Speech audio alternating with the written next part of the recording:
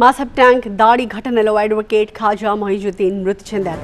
తెల్లవారుజామున ఇంటి నుంచి బయటకు వస్తున్న టైంలో కారుతో వెనక నుంచి దుండగులు వచ్చి ఢీకొట్టారు. అయితే హాస్పిటల్లో చికిత్స పొందుతూ ఖాజా మొయిజుద్దీన్ చనిపోయారు. హైకోర్టు, సిటీ సివిల్ కోర్టులో న్యాయవాదిగా ఉన్నారు ఖాజా. వక్ఫ్ బోర్డు భూములపై కొన్నేళ్లుగా పోరాటం చేస్తూ ఉన్నారు.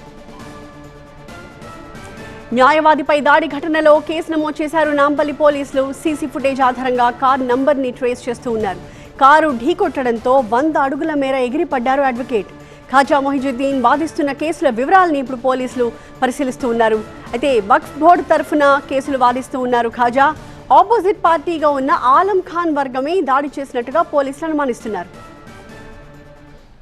5:45కి మనకి అతను స్విమ్మింగ్ వేద్దామని చెప్పి కారు ఎక్కడానికి వస్తుండగా అక్కడి నుంచి ఒక గుర్తు అంటే నెంబర్ ప్లేట్ లేని వెహికల్, అది దానికి నెంబర్ ప్లేట్ లేదు, వెనక ముందు చెక్ చేయండి, నెంబర్ ప్లేట్ లేని వెహికల్ వచ్చేసి Scorpio type vehicle, light green colour vehicle వచ్చేసి అతన్ని డాష్ ఇచ్చుకొని వెళ్ళడం జరిగింది.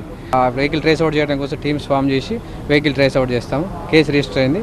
ఇన్వెస్టిగేషన్ ఫర్దర్ డీటెయిల్స్ తర్వాత ఇన్ఫార్మ్ చేయడం జరుగుతుంది. అన్ని ఇన్వెస్టిగేషన్ డీటెయిల్స్ అవి చెప్తాము. ఇన్వెస్టిగేషన్ డీటెయిల్స్ అన్ని కూడా ఇప్పుడు రివీల్ చేయలేను. ఆఫ్టర్ డీటెయిల్స్ నేను కన్ఫర్మ్ చేసుకున్నాకనే రివీల్ చేసి చెప్తాను.